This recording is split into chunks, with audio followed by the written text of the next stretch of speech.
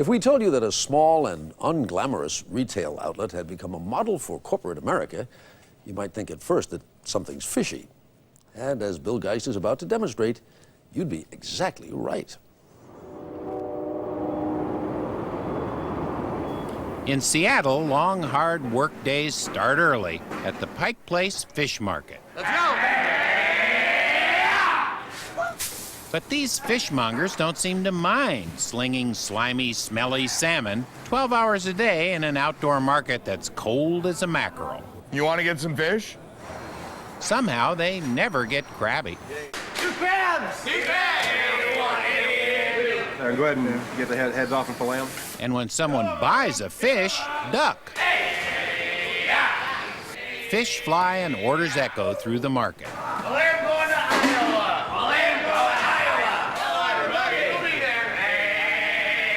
I kind of try to make it a little more showy, I guess. Now, do you ever hit a customer with a fish? One day I hit an Amish woman.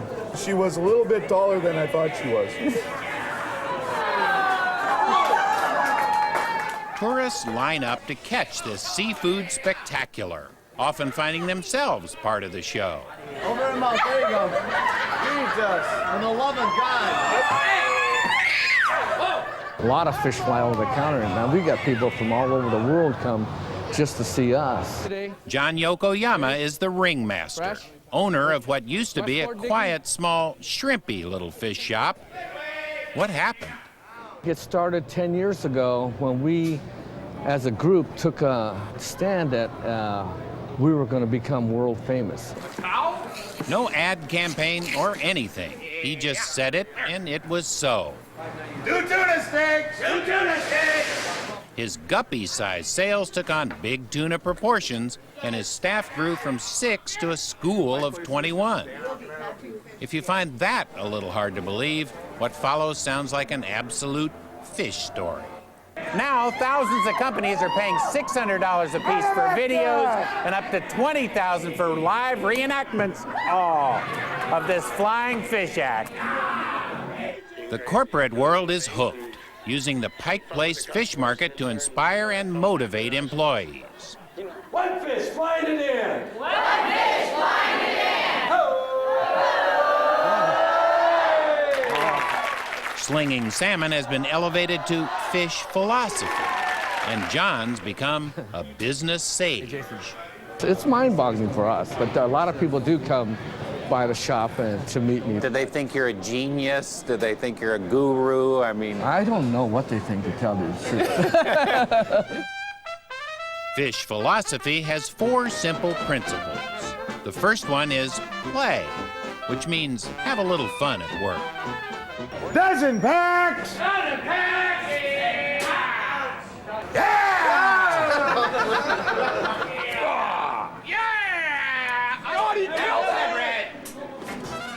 The second principle is make their day. Engage customers, make them part of the fun. That's how it's going to come in. Okay. All right?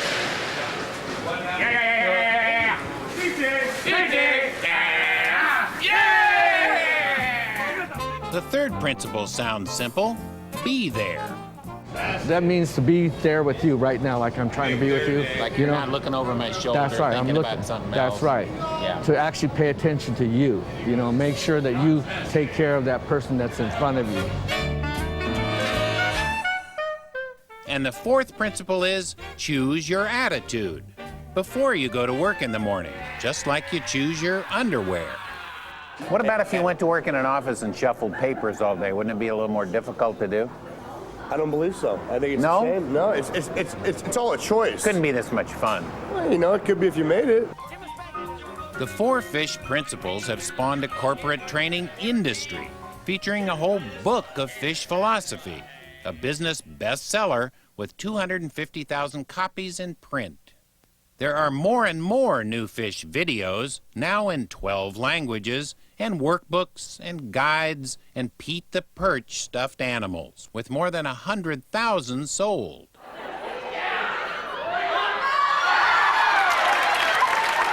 And there are lively fish seminars run by John and his crew. And they look like in sync up there. but they're corporate savants. We're here today to share a little bit with you on the process that we went through and how we got to where we are today. Every week we get 3 or 4 emails requesting the possibility of us showing up. It's starting to get overwhelming. So it's taking ownership for your part in what's happening. Say, I declare I'm going to make Metropolitan Travel the best company to work for in the United States. It's taking ownership for it, because then it's yours. How does throwing fish apply to being a travel agent? It's the same thing. It can be hell if you let it, or it can be really exciting. I mean, you can schlep fish or you can schlep reservations. You're out giving a presentation to a bunch of insurance adjusters or CPAs or lawyers. I mean, they can't start throwing the paperwork around the office, can they?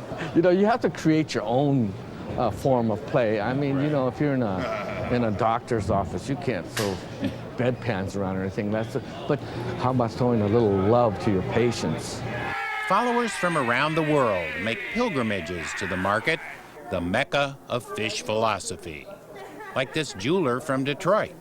You throw your jewelry around, or how do you adopt the fish philosophy? We just throw the jewelry boxes. Like we'll throw a bracelet box or a ring box, and then we'll throw it across the room, and somebody will package it up and give it to the customer. That works even for diamond rings. Even for diamond rings. Okay. And it's a little less stinky. Are you a little surprised that corporations around the world now are taking your advice on how to run their corporations? I'm totally surprised. I got it. It's very, very humbling.